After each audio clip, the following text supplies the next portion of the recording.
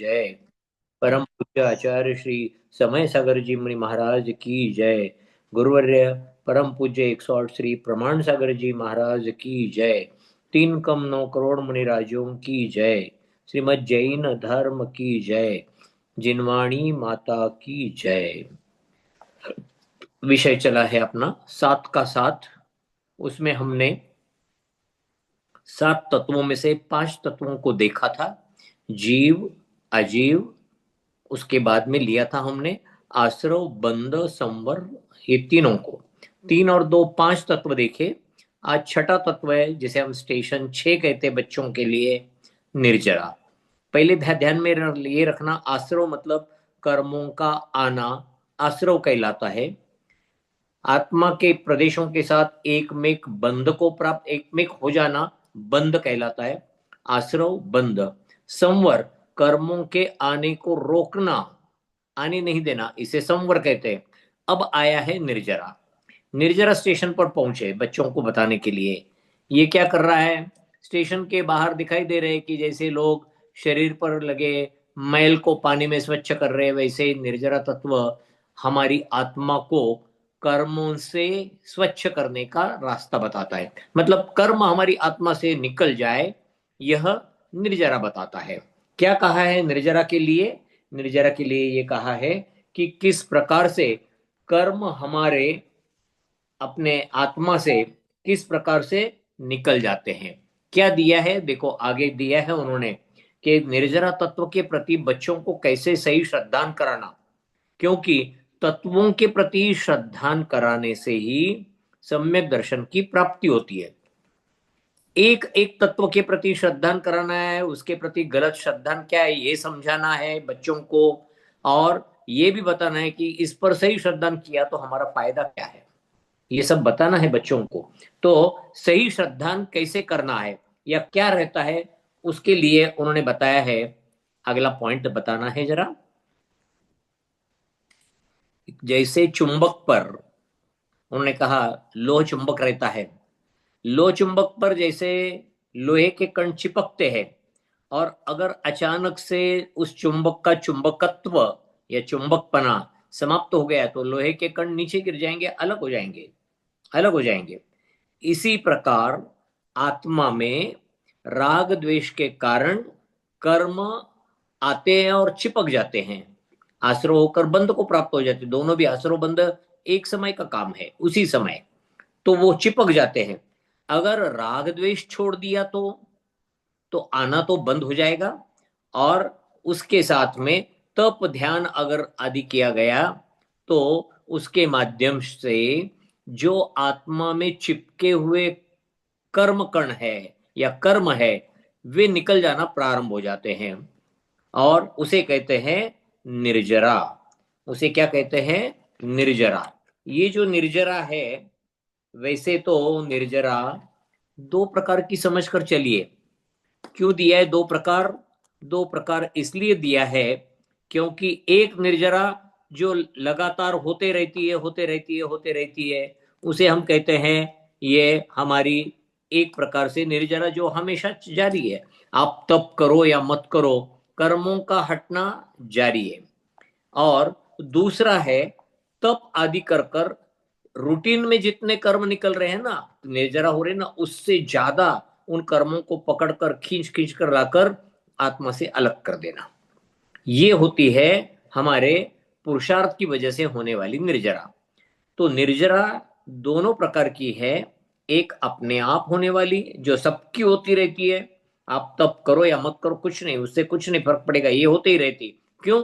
क्योंकि कर्मों का आत्मा के साथ चिपक कर रहने का काल समाप्त हो जाता है, तो वो कर्म अपने आप अलग होने लगते हैं, इसे कहते हैं निर्जरा। या फिर उदय में आते हैं और उदय में आकर भी फल देकर निर्जरित होते हैं, निकल जाते हैं, वो भी हमारी जारी है। जैसे हम अभी बैठे हैं, अभी तो हम स्वाध्याय कर रहे हैं, तो ये तप है। लेकिन सांसारिक कार्यों में अगर हम कुछ काम कर रहे हैं तो हमारा जो उस समय उदय में आने वाला कर्म है वो फल देकर निकल जा रहा है, आत्मा से अलग हो रहा है, इसे भी निर्जरा कहते हैं। और जो हम तप के माध्यम से निर्जरा करते हैं, तप के माध्यम से कर्मों के बहुत सारे पुंजों को, बहुत सारे कर्मों को इकट्ठा उदय में लाकर या इकट्ठा बाहर निकालकर फेंकते हैं, उसे कहते हैं वो तप के द्वारा होने वाली निर्जरा। तो दो प्रकार की निर्जरा है। हमें बच्चों को ये समझाना है निर्जरा क्या है। निर्जरा अर्थात आत्मा से कर्मों का एक देश अलग होना, या थोड़ा थोड़ा थोड़ा थोड़ा अलग होते रहना। एक देश का मतलब होता है थोड़ा थोड़ा। ये एक देश शब्द जिनवाणी में हमेशा आता है। तो थोड़ा थोड़ा थोड़ा थोड़ा अलग होते रहना, इसे हम कहते हैं निर्जरा। और ये जो निर्जरा है, तप के माध्यम से होने वाली जो निर्जरा, वो हमें मोक्ष मार्ग में इष्ट है। सामान्य निर्जरा नहीं, तप के माध्यम से होने वाली निर्जरा, वो हमारे लिए मोक्ष मार्ग में इष्ट है। तो उन्होंने कहा है निर्जरा करने को, अगला पॉइंट बताइए, निर्जरा करने को अपने जीवन का लक्ष्य बनाना है हमेशा। क्या है, कैसे बनाना है जीवन का लक्ष्य? नीचे नीचे और थोड़ा। तो ये हमारा टारगेट होना चाहिए। क्या टारगेट होना चाहिए? बस हमें अपने कर्मों की निर्जरा करनी है। देखो, ये पॉइंट बहुत महत्वपूर्ण है। हम जो भी जिन धर्म का कार्य करेंगे, चाहे भगवान के दर्शन हो, पूजा हो, या फिर उनकी स्तुति हो, जाप देना हो, कोई नियम लेकर उसके अनुसार रहना हो, या फिर हम कहते हैं कि तप करना है, अलग अलग उपवास करो, एकाशन करो, स्वाध्याय करो, मेडिटेशन करो, ध्यान करो, चिंतन करो, ये सब कुछ हम किस लिए करते हैं? हम इसलिए करते हैं कि कर्म हमारी आत्मा से अलग हो जाए, अलग हो जाए। मतलब जो भी कार्य हमें करना है, कर्मों की निर्जरा के लिए करना है। ये वाक्य हमेशा अपने मन में रहना चाहिए, और वही हमारे जीवन का लक्ष्य होना चाहिए। बच्चों को समझाना है कि आप जो भी कर रहे हो ना, यहाँ पर मंदिर में आ रहे हो, आप आते समय दर्शन कर कर आए हो, दर्शन कर कर उस समय आपने नमोकार मंत्र लिया भगवान के सामने, और उसके बाद में आप ऊपर आए या पाठशाला में आए, और पाठशाला में आकर बैठे, और जिनेन्द्र भगवान की वाणी को अर्थात जिनवाणी को आप सुन रहे हो, उसका अध्ययन कर रहे हो। इससे आपके कर्म, नए तो कर्म, अशुभ कर्म आएंगे ही नहीं, पुण्य कर्म आएंगे, बहुत उत्कृष्ट पुण्य कर्म आएंगे। और जो आत्मा में लगे हुए पाप कर्म है, उनका नाश हो जाता है। तो उनका नाश होने के लिए ये एक अत्यंत महत्वपूर्ण ऐसा ये काम या कार्य हम तप के द्वारा करते हैं। तो निर्जरा करने का ये लक्ष्य अपना बनाना चाहिए। क्यों? क्योंकि वही हमारी आत्मा के लिए सुखदायक है। उसे उसे मतलब सुखदायक ना मानना, ये यहां पर कहा है कि उसे अपने आत्मा के लिए सुखदायक ना मानना, मतलब किसे नहीं मानना, ये उन्होंने एक्सप्लेन नहीं किया है। निर्जरा करने को अपने आत्मा के लिए सुखदायक नहीं मानना, तो क्या दुखदायक होगी निर्जरा? नहीं। हाँ, दुखदायक, अगर सुखदायक नहीं मानेंगे तो निर्जरा तत्व के प्रति वो उल्टा श्रद्धान होगा। क्या दिया है उन्होंने? निर्जरा तत्व के प्रति उल्टा श्रद्धा। और ये कहा है उन लक्ष्य ना बनाना, उल्टा श्रद्धा। निर्जरा करने को अपने जीवन का लक्ष्य बनाना, सही श्रद्धा। अर्थात इससे ये सिद्ध होता है कि हम निर्जरा करें, निर्जरा करते रहें, और निर्जरा ही हमारे आत्मा के लिए सुखदायक है। जो नहीं मानते ऐसा, उनका निर्जरा तत्व के प्रति उल्टा श्रद्धा। अच्छा, सुखदायक क्यों है? सुखदायक दो कारणों से ध्यान में रखना, हमारे लिए, बच्चों को भी समझा सकते हैं। हमेशा निर्जरा पाप कर्मों की होती है, पुण्य कर्मों की निर्जरा नहीं होती। ध्यान में रखना, कौन से कर्मों की निर्जरा होती है? पाप कर्मों की निर्जरा होती है। जब भी तप करेंगे, उपवास करेंगे, मंदिर जी में आएंगे, शास्त्र पठन करेंगे, दर्शन करेंगे, पूजा करेंगे, स्तुति करेंगे, विधान पूजन करेंगे, या फिर कोई नियम आपने लिया उसका पालन करेंगे श्रद्धा पूर्वक, तो इससे हमारे लिए क्या होता है? हमारे लिए वह बनता है निर्जरा का कारण। और ये निर्जरा जो होती है, वो सिर्फ और सिर्फ पाप कर्मों की ही होती है, पुण्य कर्मों की कभी निर्जरा नहीं होती। ये बहुत अच्छी तरह से ध्यान में रखना है। ये अक्सर पढ़ाया नहीं जाता, बोला नहीं जाता, लेकिन पुण्य कर्म कभी निर्जरित हमारे तप से, तप से ध्यान में रखना, तप के द्वारा पुण्य कर्म निर्जरित नहीं होते। तो तप के द्वारा तो अशुभ कर्म का निर्जरा होती है, अशुभ कर्मों की निर्जरा होती है। और जो भी आश्रव होता है वो आश्रव पुण्य कर्मों का ही होगा, बंध पुण्य कर्मों का ही होगा। हमेशा तप करते समय पुण्य कर्मों का ही बंध होता है, ये ध्यान में रखना है। इसके बाद में हमें दिया है कि किस प्रकार से आपका ये अंतिम स्टेशन आ रहा है, निर्जरा हुई और अंतिम स्टेशन आया। देखो, अक्सर इसके लिए एक उदाहरण अपन ले कि कोई भी मनुष्य कफल्लक कैसे बनेगा। कफल्लक मतलब बगैर पैसे का, कोई एक नया पैसा उसके पास नहीं है, ऐसा कब बनेगा? दो बातों से बनेगा। एक, उसे किसी भी प्रकार का इनकम नहीं है, कोई पैसे उसके पास नहीं आ रहे। और दूसरा है, वो पैसे सब खर्च कर कर बैठ गया, तो क्या होगा? उसके पास कोई पैसा नहीं रहेगा। पैसे की जगह पर कर्म लो। कर्मों से हम कफल्लक कब बनेंगे? एक मिनट, हाँ, सिर्फ एक मिनट।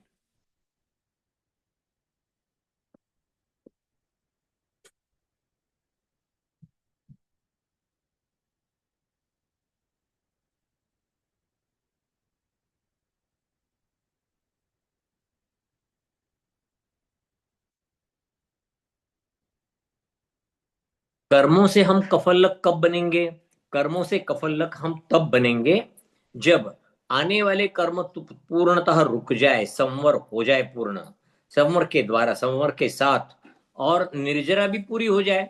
जब निर्जरा पूरी हो जाती है, या निर्जरा मतलब होते होते होते होते सभी कर्म पूरी तरह से समाप्त हो जाएंगे, उस अवस्था को हम कहते हैं मोक्ष होना।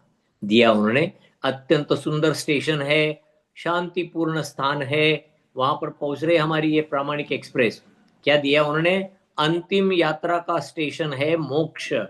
उद्देश्य हमारा हमेशा हमेशा मोक्ष चाहिए, हमेशा मोक्ष चाहिए। कर्मों की निर्जरा होकर हमें मोक्ष की प्राप्ति हो, ये हमारा हर कार्य में हमारा उद्देश्य होना चाहिए। और तब क्या होता है? ये मोक्ष अंतिम उद्देश्य है, जहां पर क्या होता है? आत्मा हमारी संसार के सभी बंधनों से, कर्म के बंधनों से तो मुक्त होती ही है, लेकिन शरीर आदि आदि या फिर जो संसार के चक्र है, उनसे पूर्णतः मुक्त होकर शांति और सुख की अवस्था में पहुंच जाती है। और ये अवस्था ऐसी है जहां हम जन्म मरण, जन्म मरण, जन्म मरण, ये हमारा पूर्णतः छूट जाता है, उसके चक्र से हम बाहर निकल जाते हैं। अब हम निर्वाण होते ही जाकर विराजमान होंगे सिद्ध शिला के ऊपर, और वहां पर अनंत काल तक, अनंत काल तक अत्यंतिक सुख में, निराबाद सुख, कोई बाधा नहीं पहुंचाने वाला उसमें, उस सुख में। और वह भी इतना सुख, अनंत सुख, अनंत दर्शन और ज्ञान के साथ कि उसकी कोई मर्यादा नहीं।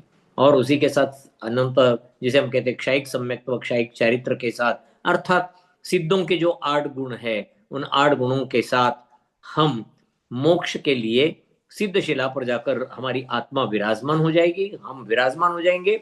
और फिर हमें कोई वहां से हटाएगा नहीं, किसी में शक्ति नहीं होती वहां से किसी को हटाने की। और हमेशा हम अपने लिए सुख का ही, अत्यंतिक सुख का ही अनुभव करते रहेंगे। ये जो बताया गया है, इसे कहते हैं मोक्ष नामक अंतिम स्टेशन पर पहुंचना। और मोक्ष की प्राप्ति कर ली हमने। वहां पर आपको चित्र बताया, देखो देखो, थोड़ा ऊपर लो दीदी। नहीं, सिद्धों की चित्र नहीं है, नीचे, उसके नीचे है। नहीं बताया है इसमें शायद, पुरानी इसमें है। ठीक, ठीक। सिद्ध शिला के ऊपर उन्होंने सभी सिद्ध बताए हैं, तो वहां पर जाकर हम विराजमान हो जाते हैं, हमारी आत्मा वहां जाकर विराजमान होगी। तो हमारा अंतिम लक्ष्य वही होगा। और ये अंतिम स्टेशन है हमारा, अपना अंतिम पड़ाव, जहां पर जाकर हम अपने आप में अत्यंत सुख की अनुभूति करने लगते हैं।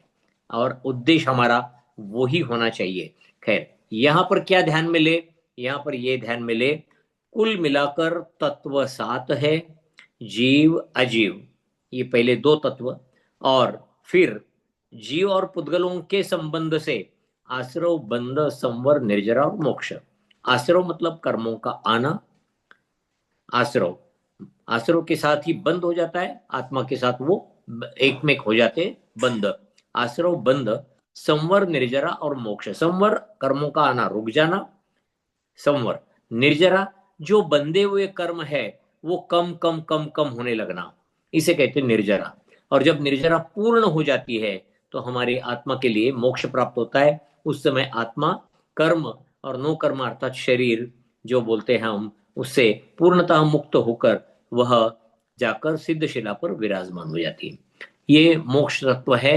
मोक्ष तत्व के लिए हमें क्या करना चाहिए? बच्चों को समझाना चाहिए, मैं छोटा हूं, मैं अभी तो बिल्कुल कुछ नहीं कर रहा हूं, मैं मेरे मुझ में शक्ति नहीं है, मैं बहुत परेशानी करता हूं, दूसरों को तकलीफ देता हूं। ये विचार मन में से निकालने के लिए उनको प्रेरित करे। क्या कहे? नहीं, मैं भी भगवान बन सकता हूं।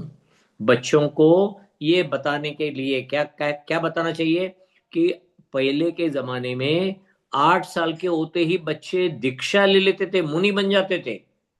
ऐसे कई उदाहरण है। आचार्य कुंद कुंद भी एक उदाहरण है।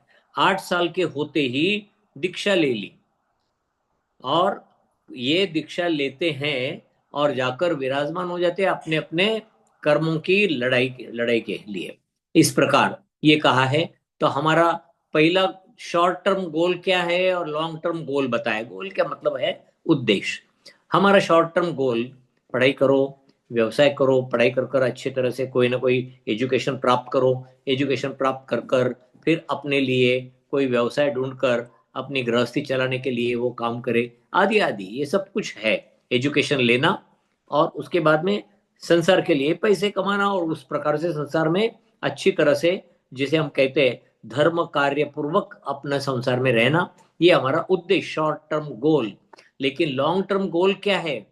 भगवान बनना, ये मतलब मोक्ष को प्राप्त करना ही है। कर्मों से छुटकारा पाना ही हमारे लिए ये काम बनता है। तो इसके लिए ये हमारा सही श्रद्धान होगा कि नहीं, मुझे क्या चाहिए? मुझे तो मोक्ष चाहिए, मेरे कर्मों का संपूर्णतः नाश हो, ये मेरा सही श्रद्धान है मोक्ष के, मोक्ष तत्व के प्रति। और उल्टा उल्टा क्या करें? नहीं भाई, मोक्ष में जाकर क्या करेंगे? वहां तो लटक लटक के बैठना पड़ता है, कुछ नहीं रहता, कोई बाकी की बातें नहीं। जो जीवन की, संसार जीवन में जो बातें और आनंद है, वहां पर कुछ भी आनंद नहीं। यहाँ के पूरे संसार के सभी आनंदों को इकट्ठा करे, सभी प्रकार के, चक्रवर्ती का आनंद, इंद्रों का आनंद, जो हम कहते हैं भोग भूमि के जीवों का आनंद, ये सब इकट्ठा करे। तीर्थंकरों के गृहस्थ अवस्था का आनंद, इन सबको इकट्ठा करो, और इनकी बराबरी मोक्ष सुख में जो है, वो एक समय का भी सुख लिया तो वो बहुत ज्यादा इन सभी आनंदों को मिलने के पश्चात। इसका मतलब ये है, मोक्ष ही सच्चा सुख है, वो हमें मानना चाहिए। वो नहीं माना तो उल्टा श्रद्धा हुआ मोक्ष के प्रति। सांसारिक वस्तुओं में हम श्रद्धा सुख मान रहे हैं कि अच्छे अच्छे कपड़े मिलना, अच्छे रहने के लिए मिलना, अच्छा टीवी देखने के लिए मिलना, अच्छा मोबाइल रहना, कार अच्छी रहना, घर बहुत बढ़िया रहना, वगैरह वगैरह। हम क्या कहते हैं? सांसारिक वस्तुओं में सुख मान रहे हैं। ये सुख नहीं है, ये सुख का आभास है। तो सही सुख किसमें है? सच्चा सुख सिर्फ मोक्ष में है। लेकिन उसको वैसा नहीं मानना, ये उल्टा श्रद्धा है।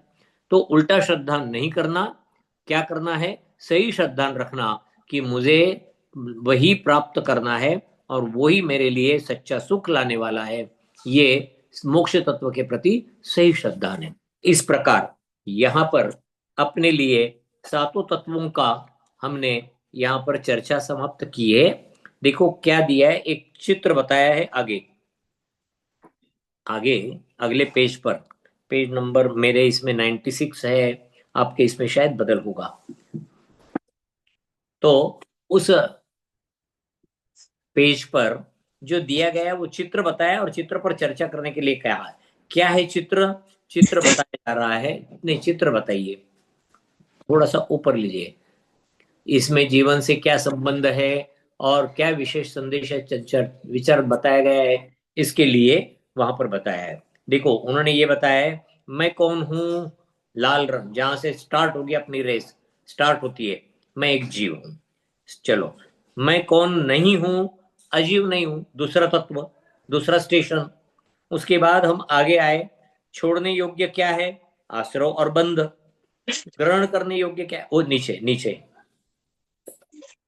हाँ, थोड़ा ऊपर लीजिए चित्र, चित्र ऊपर लीजिए, ऊपर ऊपर, नहीं नहीं, आप नीचे जा रहे हो, ऊपर। हाँ, यहाँ पर बताया है, छोड़ने योग्य क्या है? आश्रव और बंध।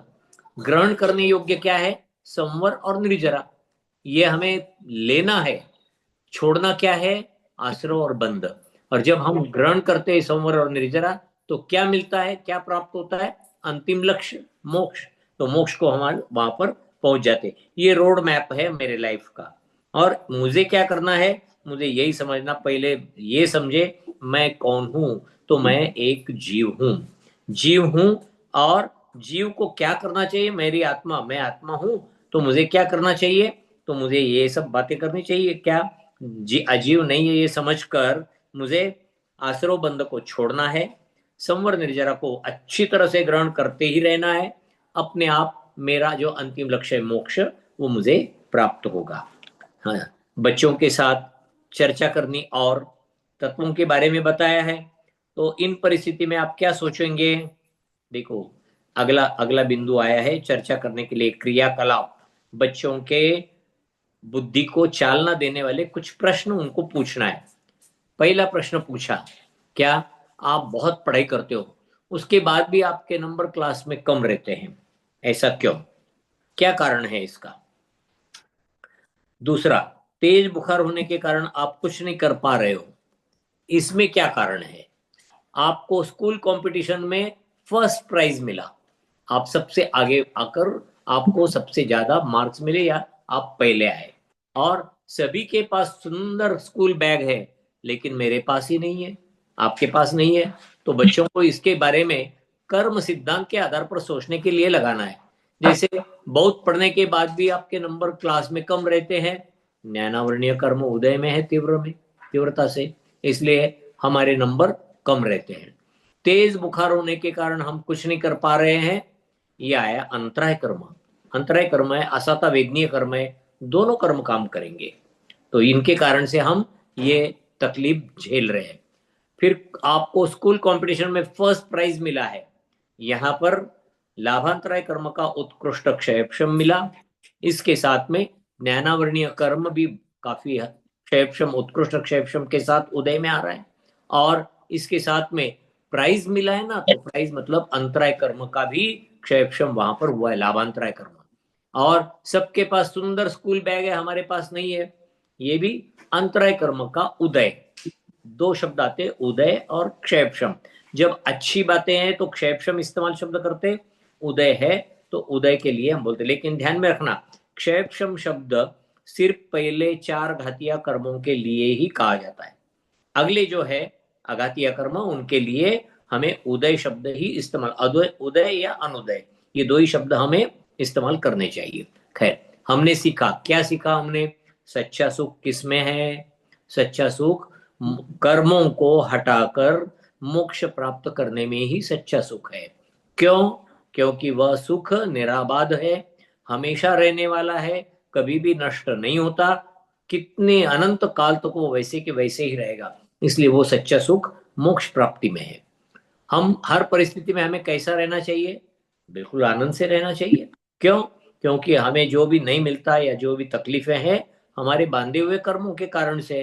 तो कर्मों को देखते हुए हमें अपने आप में आनंदित रहने की कोशिश करनी चाहिए हमेशा।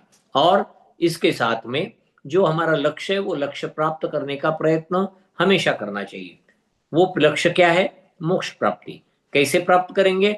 बताया था कि जो अशुभ बातें उनको छोड़ो, आश्रव और बंध को छोड़ो, और किसको प्राप्त करो? संवर और निर्जरा को प्राप्त करो। ये करने के लिए हमें हमेशा प्रयत्नशील रहना चाहिए। सात तत्व क्या है? सात तत्व बिल्कुल सिंपल क्या है, हम कहीं कह सकते हैं बिल्कुल रिवीजन के रूप में, कि जीव, अजीव, आश्रव, बंध, संवर, निर्जरा, मोक्ष। इनका क्रम भी बच्चों को बोलना, चेंज नहीं करना, क्रम यही रखना है। और ये सात तत्व होते हैं, इन सात तत्वों की व्याख्या, डेफिनेशन उनके पास से करा लेना है। उसका सही श्रद्धांत क्या है वो भी बताने के लिए बोलना है, उल्टा श्रद्धांत क्या है वो भी बताने के लिए बोलना है। इस प्रकार ये जो हमारा सात का सात अर्थात सात तत्वों का जो साथ है उसके लिए हमने यहाँ पर ये चैप्टर पूरा किया है। अब देखो, इसमें एक बात पक्की ध्यान में रखना, यही विवेचन, यही चर्चा बच्चों को कहना तत्वार्थ सूत्र नामक ग्रंथ में विस्तार से की गई है। अब उस ग्रंथ में जितनी भी विस्तार से चर्चा की गई है वो आप बड़ा होने के बाद पढ़ोगे, लेकिन उसकी तैयारी करने के लिए हमें बच्चों को ये समझाना है कि देखो बच्चों, हमें सात तत्वों के ऊपर श्रद्धान रखना है, और श्रद्धान रखेंगे तो हम सम्यक दृष्टि कहलाएंगे, और सम्यक दृष्टि होने के पश्चात हमारे लिए मोक्ष का टिकट रिजर्व हो जाता है। जिस समय हम सात तत्वों पर श्रद्धान रखते हैं पूर्णतः, और उसकी नोंद पूरी तरह से आत्मा में हो गई कि हम श्रद्धानी ही है, उसी समय हमारे लिए मोक्ष का टिकट रिजर्व हो गया। अब वो इशू कब होगा, कब मिलेगा? वो तब मिलेगा जब अपना पुरुषार्थ हम बढ़ाएंगे। जैसे जैसे हम आश्रव और बंध इनको रोकते चले जाएंगे, संवर करते चले जाएंगे, है वो कर्म निर्जरित हो इसके लिए तप करते चले जाएंगे, मेडिटेशन करते चले जाएंगे, और एक दिन हम मोक्ष को प्राप्त करेंगे। जिस दिन पूरी तरह से कर्म अपनी आत्मा से अलग हो जाएंगे तो आत्मा जाकर वहां पर सिद्धशिला में विराजमान हो जाएगी। मोक्ष वही प्राप्त, हमें यही प्राप्त होता है, हम वहां जाकर विराजमान हो जाते हैं। खैर, इस प्रकार सात तत्वों की चर्चा उनके साथ हमने की है। मेरे हिसाब से अपने पास समय है काफी, 20 मिनट है। क्या अगला शुरू करना है या चर्चा रखनी है? क्या करेंगे दीदी, बताइए। जी पंडित जी, हमारा जो न्यू टॉपिक है वो बुक में से है, दूसरी बुक में से है, शिशुशाला में से। हाँ, है ना? उसमें है अंडरस्टैंड एंड एक्सेप्ट करके उसका नाम है। तो यदि नाम आप, हाँ मैं कौन सा? शेयर कर देती हूँ, यदि आपको उचित चैप्टर लगे। Number, chapter number. 4। ओके। यदि आपको उचित लगे तो आप ले लीजिए। हाँ, ले सकते हैं। जी। मेरे इसमें औषधि शास्त्र का दिया है उन्होंने 4 नंबर। आप चैप्टर का नाम क्या है? जी मैं देख के बता देती हूँ, एक बार आपको कंफर्म कर देती हूँ। तब तक हम एक प्रश्न ले लेते हैं। जी। एसजैन जी जो है हाँ। औरंगाबाद से, उनको अपना प्रश्न पूछना है। तो जी मैं उनसे रिक्वेस्ट करूंगी कि वो जी प्लीज अनम्यूट करके अपना प्रश्न पूछे। जी जी जी जी।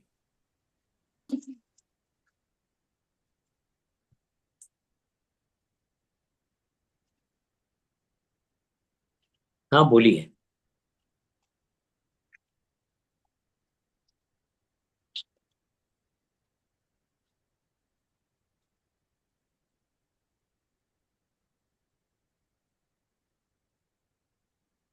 ये औरंगाबाद से जिसने एसजैन जी के नाम से जिसने हैंड रेज किया, वो प्लीज अपना प्रश्न पूछिए।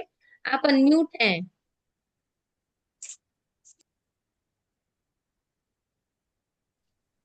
शायद गलती से हैंड रेज हो गया है। मेरे 4th चैप्टर का नाम है समझना और समझाना, शिशुशाला में। शिशुशाला में, अच्छा। जी।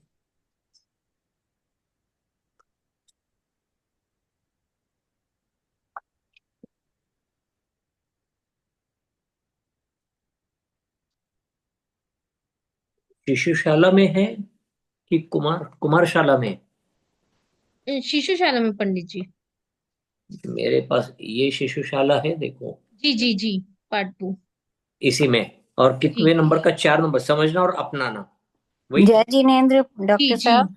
जय जैन, जय जैन, बोलिए बोलिए। मैं एक छोटा सा बात पूछना चाहती हूँ। हाँ ये जो तत्वार सूत्र में है, तो हाँ। इसका जो तत्वार सूत्र के जो सूत्र है ना, वो कोई कोई इतने बड़े बड़े हैं, तो उनको तोड़ तोड़ करके ऐसा कहीं लिखा हुआ मिलेगा क्या, जैसे उच्चारण करने में इजी रहे?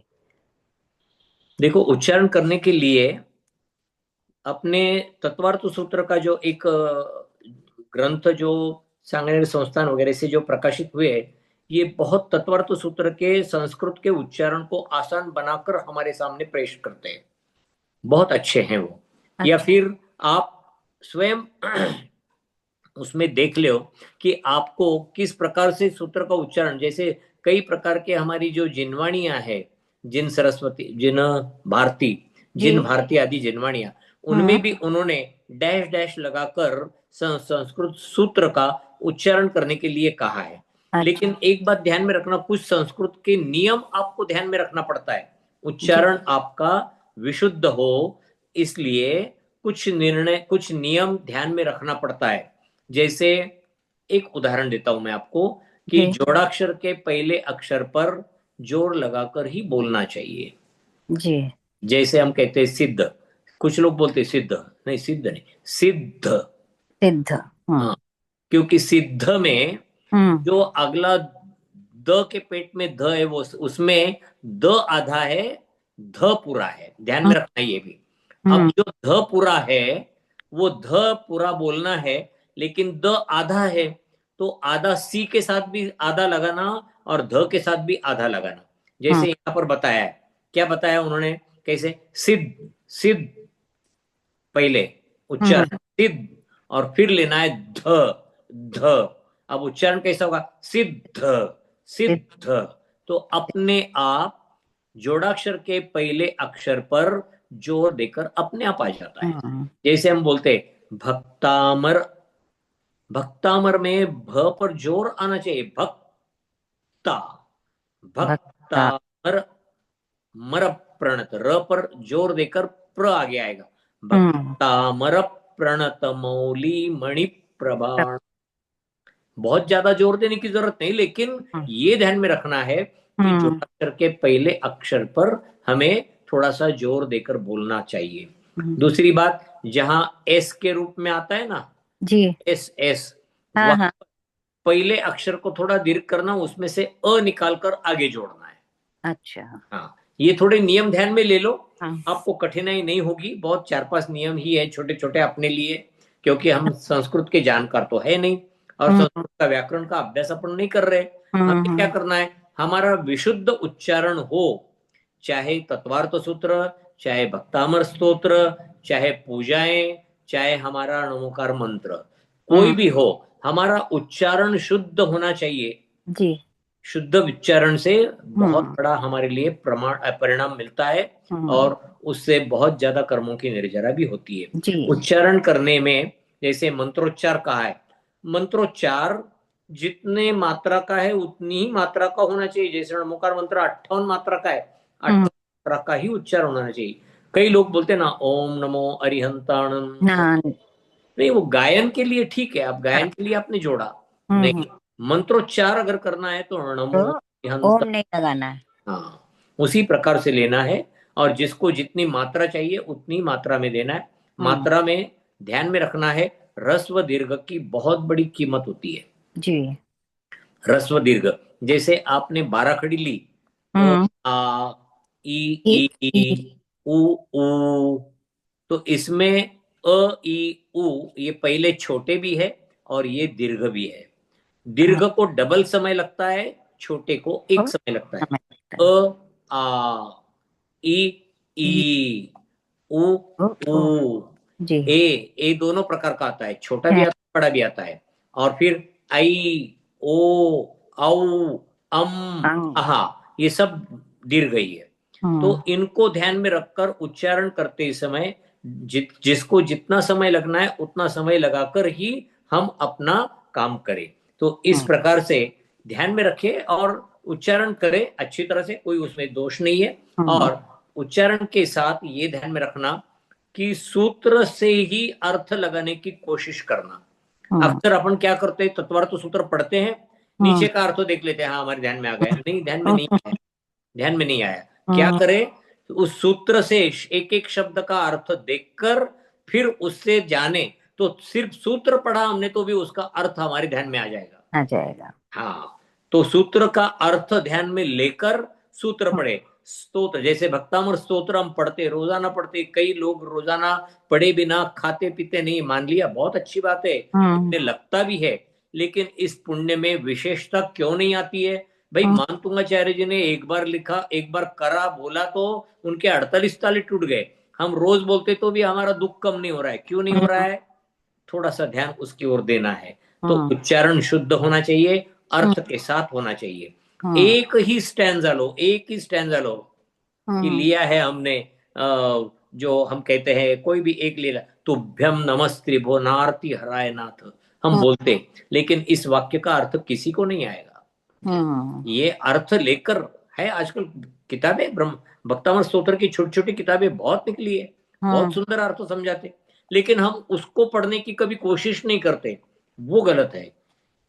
ज्ञान के बारे में कहा गया है शुद्ध उच्चारण, शुद्ध अर्थ, शुद्ध अर्थ के साथ शुद्ध उच्चारण, ये तीनों बातें अत्यंत महत्वपूर्ण है ज्ञान को ग्रहण करने के लिए, और इसके ही माध्यम से हमारी कर्मों की निर्जरा होती है।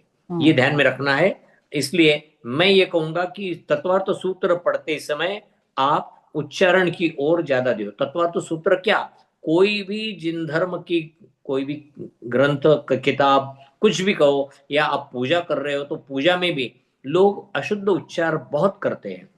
अगर अर्घ्य बोलने के लिए कहा तो अर्घ्य शुद्ध नहीं बोलेंगे। उदक चंदन तंदुल पुष्पकैश चरु सुदीप स धूप फलार्ग कई धवल मंगल, आगे क्या है, गान, गान, आगे रवाकुले, रवाकुले, गान रवाकुले। जिन तो ये लोगों के उच्चारण में जहां जहां अंतर आता है वो अंतर नहीं आना चाहिए। जो लिखा है कि वहां पर श्रावक श्राविकाओं के द्वारा, देवी देवताओं के द्वारा जो गान कर कर एक आवाज मधुर निर्माण होती है, ऐसे मधुर निर्माण हुए हुए आवाज वाले मंदिर जी में हम अर्घ्य चढ़ा रहे हैं।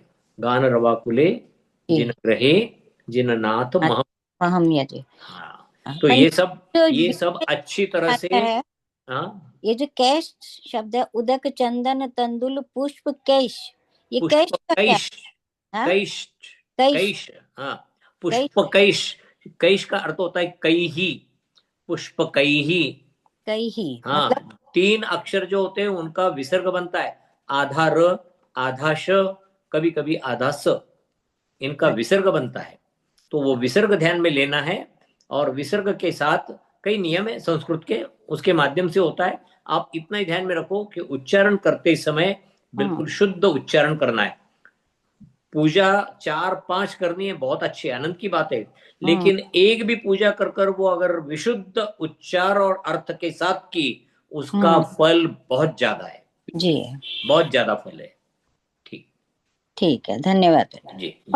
Sorry for interrupt Pandit ji, but अगर हमें शुद्ध पढ़ना है तो हम किसको मतलब क्या फॉलो करें? जैसे कि हमें पूजा शुद्ध पढ़नी है तो हम नहीं, कौन सा देखो, वीडियो फॉलो करें मैं कि क्षमा मतलब चाहूंगा, लेकिन आप पहले 12 खड़ी तैयार करो। मैं क्षमा चाहता हूँ, 12 खड़ी का उच्चारण लोगों का नहीं है। किसी को 12 खड़ी बोलने के लिए लगाया तो वो सीधा बोलते हैं अ आई उ ए आई ओ महा, नहीं नहीं, ये 12 खड़ी नहीं है।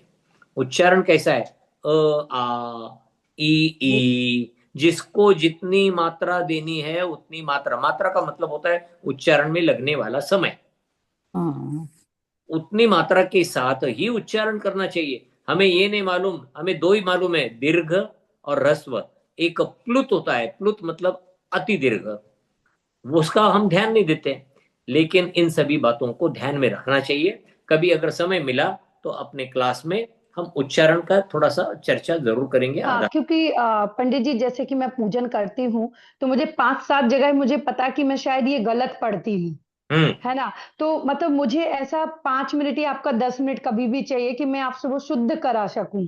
जी, आप क्या करें, वो लिखकर तैयार रखें कौन कौन सा पूछना है, और चलेगा, जब समय मिलेगा यहाँ पर तो आप जरूर पूछिए, ताकि सबको भी पता चले इसका ऐसा ही उच्चारण करना है। ठीक है। ऋचा दीदी, उसके सिवाय आप लिख के भी भेज सकते हैं, तो हाँ पंडित जी आपको ऑडियो में भी उसका रिप्लाई दे सकते हैं जी, वो ऑडियो सबको सुनने के लिए भी मिल सकता है जी। मंजली जी अपना प्रश्न पूछना चाहेंगे? मंजली जी, आप अपने आप को प्लीज अनम्यूट करके अपना प्रश्न पूछिए। जी,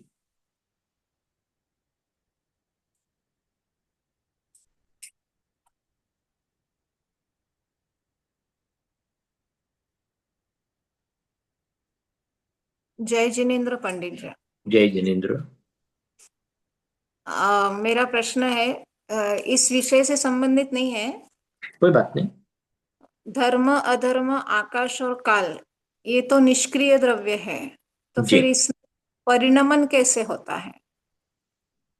किन में? इन निष्क्रिय द्रव्यों में धर्म अधर्म आकाश और काल, इनमें परिणमन कैसे होता है? जी, बहुत अच्छा प्रश्न है। देखो, आपने एक बड़ा चम्मच लिया, ठीक है, और बड़ा चम्मच, अपन आकाश द्रव्य की बात कर रहे हैं, आकाश में परिणमन कैसे होगा?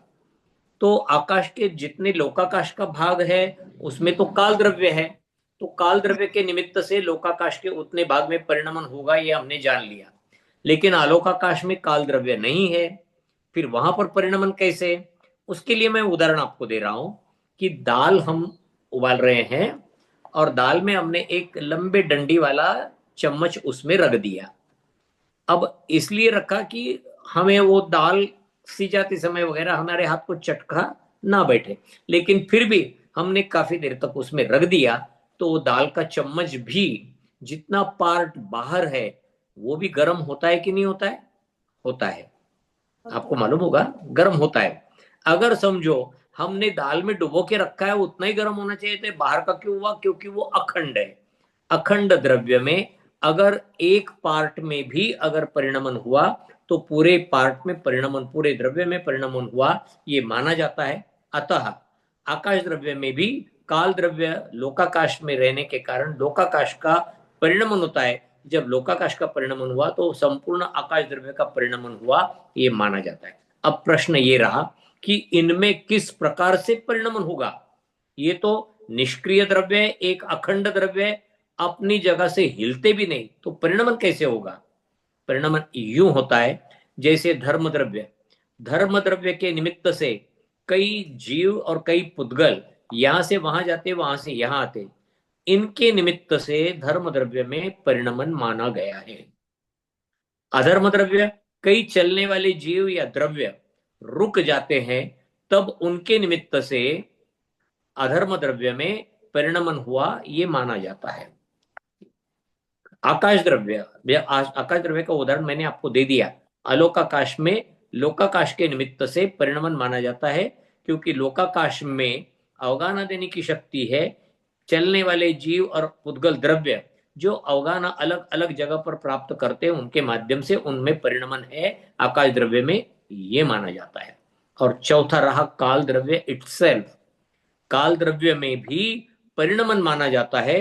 काल द्रव्य जहां दूसरों का परिणमन कराता है, वहां पर उसका भी परिणमन होता है, क्योंकि वह अपने स्वयं पर भी पुराना या नया काल द्रव्य, इस प्रकार से हम बोल सकते हैं कि जो अनादिकाल से इस जगह पर कालाणु था, अनादिकाल से, वही आज भी है और वही भविष्य काल में भी रहेगा।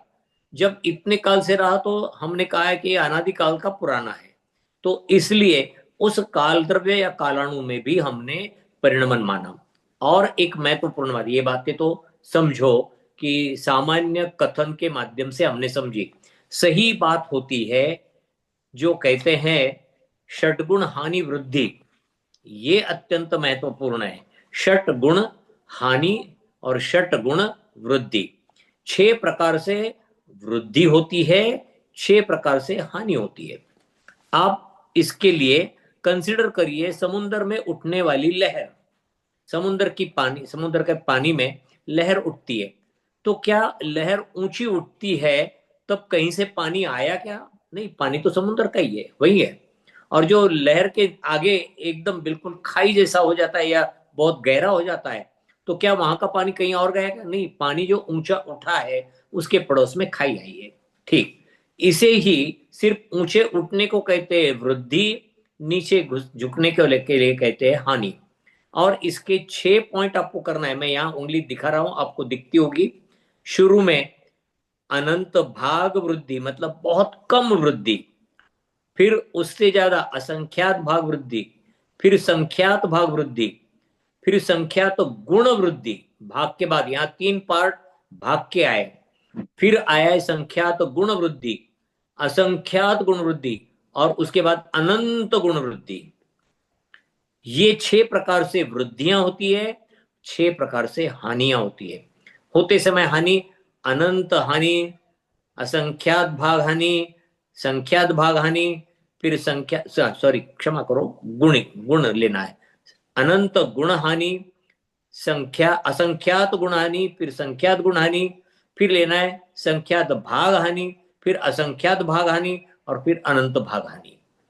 ये जो होती है दोनों तरफ से, जो शुरुआत में है वो कम कम कम का है, बीच में जो है बहुत ज्यादा प्रमाण में है, इसलिए अनंत वहां पर लिया है। और जो पेरिफेरल लिया है वो लिया है संख्यात। तो एक तरफ तो गुणित रूप में है, एक तरफ तो भाग रूप में। जहां भाग रूप में है वो कम है, जो गुणित रूप में है वो बहुत ज्यादा है। और इस प्रकार हर द्रव्य में उसी के गुणों में, ध्यान में रखना, उसी के गुणों में कम ज्यादापना जो होता है उसको, कम ज्यादापना होना अर्थात हानि वृद्धि, षट गुण हानि वृद्धि कहते हैं उसे, तब उसका परिणमन होता है, ये माना जाता है। ये आपको कहां पर मिलेगा? ये जैसे ही आप अगले अगले ग्रंथ पढ़ते जाओगे, फॉर एग्जाम्पल तत्वार्थ सूत्र तो आपने पढ़ा, राजवार्तिक, श्लोक वार्तिक, सर्वार्थ सिद्धि आदि ग्रंथ पढ़ोगे तो तत्वार्थ सूत्र की जैसे गहराई से अध्ययन होता है, वैसे ही द्रव्य संग्रह, पंचास्तिकाय आदि आदि ग्रंथ पढ़ने पर आपको इसकी जानकारी मिलेगी। और जब आप द्रव्यों के गुण पर आदि आदि सीखोगे तब उनमें होने वाली हानि वृद्धि जो षटकाय स्वरूप, षटकाय के रूप में होती है, 6 प्रकार से हानि वृद्धि, 6 प्रकार से हानि, ये जो होती है ये वहां पर कई ग्रंथों में समझाया गया है। जो न्याय सिद्धांत के ग्रंथ होते हैं उनमें भी समझाया जाता है, वहां से हम ले सकते हैं। तो क्या ध्यान में आया? हमारे 4 द्रव्य, धर्म, अधर्म, आकाश और काल, इनमें हम 2 प्रकार से जानते हैं। अन्य द्रव्यों के निमित्त से होने वाला परिणमन इनमें देखा जाता है, पहला बिंदु।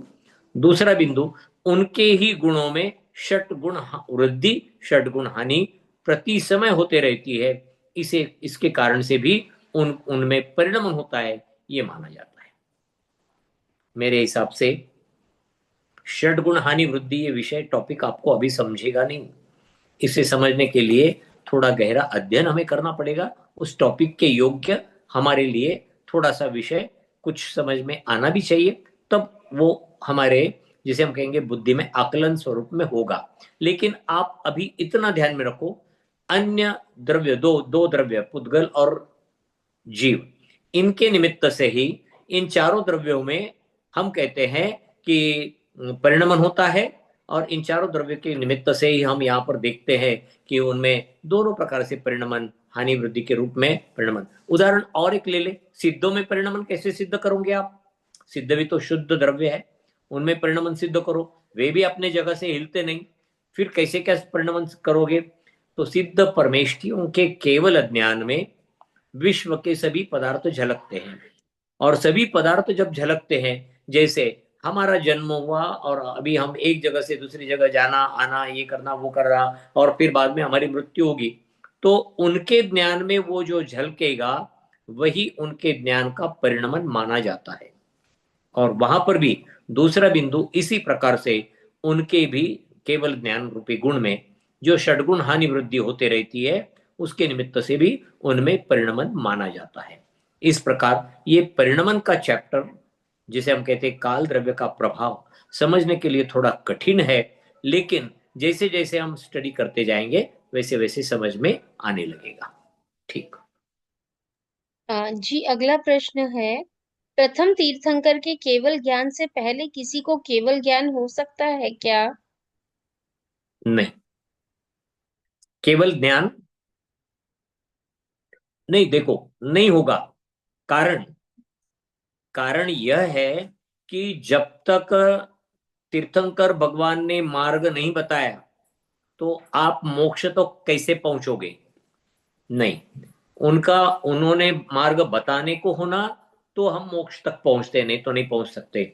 अतः पहले तीर्थंकर के केवल ज्ञान होने से पूर्व किसी को केवल ज्ञान नहीं होता है, लेकिन तीर्थंकरों के मोक्ष जाने से पूर्व अन्य केवल ज्ञानी मोक्ष को जा सकते हैं।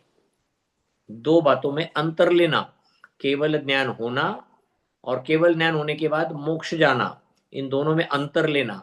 केवल ज्ञान किसी को भी तीर्थंकरों से पहले नहीं होगा, क्योंकि मार्ग ही नहीं बताया धर्म का, तो उस पर चलेंगे कैसे? पहला बिंदु। दूसरा बिंदु, केवल ज्ञान हो गया, उदाहरण बाहुबली भगवान और आदिनाथ भगवान, दोनों केवल ज्ञानी, लेकिन बाहुबली भगवान पहले मोक्ष को गए, आदिनाथ भगवान बाद में मोक्ष को गए, तो मोक्ष को जाना अलग और केवल ज्ञान होना अलग। ठीक है, केवल ज्ञान किसी को भी पहले नहीं हो सकता तीर्थंकरों से, लेकिन मोक्ष तीर्थंकरों से पहले हो सकता है, कोई दिक्कत नहीं।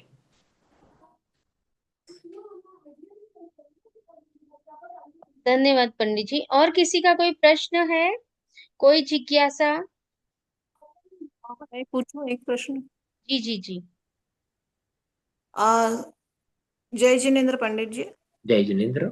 सामान्य गुण 6 कहलाते हैं ना? आपकी आवाज क्लियर नहीं, थोड़ी जरा जोर से बोलिए।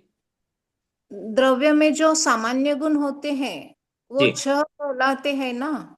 सभी द्रव्य में होते वो। हाँ, तो वो उनकी संख्या 6 है या 8 है? वैसे तो किसी भी द्रव्य में उन्होंने कहा अनंत गुण होते हैं। सामान्य गुण 6 या 8 लेंगे तो ये हमारे गिनाने के हिसाब से लिए गए, वैसे गुण कई ज्यादा होते हैं, कई गुण होते हैं। कई गुण तो ऐसे कि जो हमारी समझ में भी नहीं आएंगे, लेकिन आप जो बोलते 6 या 8, वस्तुत्व, प्रमेयत्व आदि यही गुण बता रहे हैं ना? हाँ हाँ हाँ, तो ये कहने के लिए कहीं पर 6 होंगे, कहीं पर 8 होंगे, लेकिन होते हैं अनंत गुण। द्रव्य में कितने गुण होते हैं? अनंत गुण होते हैं। सिद्धों में कितने गुण है? अनंत है। कैबत के 46, अरिंदा भगवान में कितने गुण है? अनंत है, लेकिन कहने के लिए 46 गुण है कर कर बोलते हैं हम। नहीं, ये थोड़ा सा फर्क ध्यान में लेना कि गुणों का वर्णन जो किया गया है वो संख्यात तो नहीं है, अनंत में आ जाता है। ठीक। नहीं, चेतनत्व, अचेतनत्व, मूर्तत्व, अमूर्तत्व, तो इसे क्या हम सामान्य और विशेष दोनों में ले सकते हैं क्या? विशेष में हम चेतनत्व को लेंगे, क्योंकि चेतनत्व गुण सिर्फ एक ही द्रव्य में है, जीव द्रव्य में, बाकी के द्रव्यों में नहीं है, इसलिए वो विशेष में भी आएगा। लेकिन सामान्य में जब हम सबकी चर्चा करेंगे तो चेतनत्व गुण सिर्फ जीव तत्व में है, बाकी के द्रव्य में अनुपस्थित है। अचेतनत्व मात्र गुण सब में है, 5 द्रव्य में, एक द्रव्य में नहीं है। तो इस दृष्टिकोण से लेने पर क्या उसको हम सामान्य कहेंगे? सामान्य नहीं होगा। विशेष गुण किसे कहते हैं? जो दूसरे द्रव्यों से अलग द्रव्य कुछ करने के लिए गुण बताया जाता है, उसको विशेष गुण कहेंगे। ये विशेष गुण आएगा। चेतनत्व ये विशेष गुण, या मूर्तत्व अमूर्तत्व विशेष गुण आएगा, क्योंकि मूर्तत्व सिर्फ उद्गल में है, बाकी के 5 द्रव्यों में नहीं है। स्पर्श रस जो कहते हैं हम, गंध स्पर्श रस वर्ण, ये जो है ये उद्गल में ही होते हैं, अन्य किसी में नहीं होते हैं, अतः वह विशेष गुण में आता है। विशेष गुण उस द्रव्य को अन्य द्रव्यों से अलग करता है। ये सभी जीव द्रव्य अगर लिए हमने, सभी प्रकार के जीव द्रव्य, उनकी अपेक्षा से अगर चेतनत्व सामान्य गुण कहे तो क्या आपत्ति आएगी? सामान्य गुण आप सभी जीव द्रव्यों में है कर बोल रहे हो, तो यहां पर क्या किसी भी जीव को दूसरे जीव से अलग करने के लिए चेतना शक्ति कार्य करती है क्या? नहीं। तो हम ये कह सकते हैं, हाँ अनेकांतवाद ले रहे हैं ना, तो जीव के दृष्टिकोण से, सभी जीवों की दृष्टिकोण से चेतनत्व यह सामान्य गुण सभी जीवों में होता है, क्योंकि उसके बिना कोई भी जीव पाया नहीं जाता, आप कह सकते हो। क्योंकि आपकी दृष्टि इस समय सभी जीव द्रव्य, ओनली जीव द्रव्य पर है, बाकी कोई द्रव्य नहीं लिया आपने। जब जीव द्रव्य लिया जाता है, सभी जीव द्रव्य निगोद से लेकर बिल्कुल सिद्धों तक कोई भी जीव द्रव्य लिया जाए, चेतना शक्ति है। जी हाँ, चेतना शक्ति है। तो चेतना शक्ति की दृष्टिकोण से सभी जीवों के लिए चेतनत्व यह सामान्य गुण हुआ, ठीक है, कोई दिक्कत नहीं। जीवों की दृष्टिकोण से जीवों में तब सामान्य कहेंगे। अन्य द्रव्यों की दृष्टिकोण से कहा तो वो विशेष गुण हो जाएगा।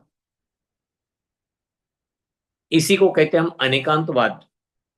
इसी को कहते हैं हम नयवाद। कौन सी दृष्टिकोण को देखकर हम वर्णन कर रहे हैं, उस पर हमें उसका विचार करना पड़ेगा। ठीक, अगला प्रश्न है दिलीप जी का। उसके बाद एक हमारा चैट में प्रश्न है, वो पूछेंगे। जी जी दिलीप जी। जय जिनेन्द्र पंडित जी। जय जिनेन्द्र, जय जिनेन्द्र। पंडित जी, और सब लोग पूजा करते हैं, मेरे को पूजन से रिलेटेड प्रश्न है कि शास्त्रों में पूजन का अर्थ क्या बताया गया है। मतलब कि जैसे कि हम लोग देखते हैं कि बहुत सारे जन तो 10-10 पूजाएं भी करते हैं, और मतलब आधे घंटे में भी वो 10 पूजा कर लेते हैं। कोई कोई एक पूजा भी, या किसी को पढ़ना भी नहीं आता है, तो उन लोगों को हम पूजन के बारे में क्या बता सकते हैं कि क्या सच्चे मन से अर्घ चढ़ाना भी पूजन की कोटि में आ सकता है, या अष्टद्रव्य से पूजन करना ही, या पूरी विधि से पढ़ना ही पूजन है, या क्या, कैसे बता सकते हैं? क्योंकि बच्चे भी ऐसा पूछते हैं कि हमको नहीं देखो, पता है सबसे पढ़ना। पहले ये ध्यान में लेना, हम पूजन किसे कहेंगे? पूजन इसे कहेंगे हम कि पंच परमेष्ठियों का, देवशास्त्र गुरुओं का, नव देवताओं का गुणगान करना, और उनके गुणगान को करते हुए उनमें से जो हम कहते हैं पंच परमेष्टि पद है, उस पद की प्राप्ति होने के लिए अपने आप को उनके योग्य बनाने की कोशिश करना, इसके लिए हम कहते हैं कि पूजन करना। पूजन करते समय आपने देखा है कि हम द्रव्यों का आलंबन लेते हैं। पूजा में हम दो प्रकार की, द्रव्य पूजा, भाव पूजा। लेकिन भाव पूजा श्रावकों को करने के लिए नहीं है। भाव पूजा साधु परमेष्टि करते हैं, हम नहीं कर सकते। हमें द्रव्य का आलंबन लेने के लिए कहा है, क्योंकि हमारे मन में रहने वाले विकल्प संसार के प्रति, वो जब तक हम द्रव्य का आलंबन नहीं लेते, वो कम नहीं होते।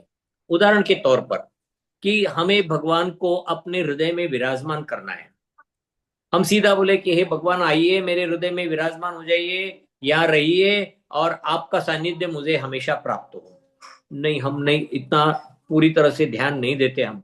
तो क्या किया, कहा है, आप पुष्प हाथ में लो, लौंग हाथ में लो, और फिर ठोने में चढ़ाते समय ये कहो कि हे भगवान, आप यहाँ पर अत्र अवतर अवतर, आप यहाँ आइए, आइए हृदय में मेरे, आइए आइए।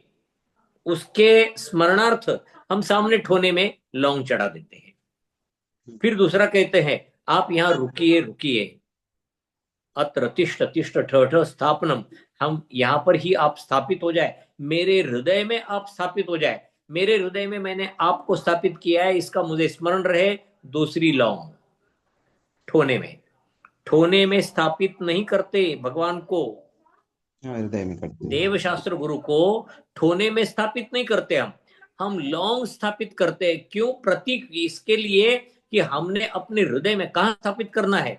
अपने हृदय में स्थापित करना है। देव शास्त्र गुरुओं को हमें अपने हृदय में लाकर विराजमान करना है, और उनको कहना आप बस यहीं रहिए, आप मत जाइए। अब जब देवशास्त्र गुरु अंदर रहेंगे तो हमें पाप करने से डर लगेगा कि नहीं लगेगा? लगेगा। अरे भैया, मैंने अपने हृदय में भगवान को विराजमान किया है, कैसे पाप करूं? इतना बड़ा अर्थ स्थापना में छुपा हुआ है।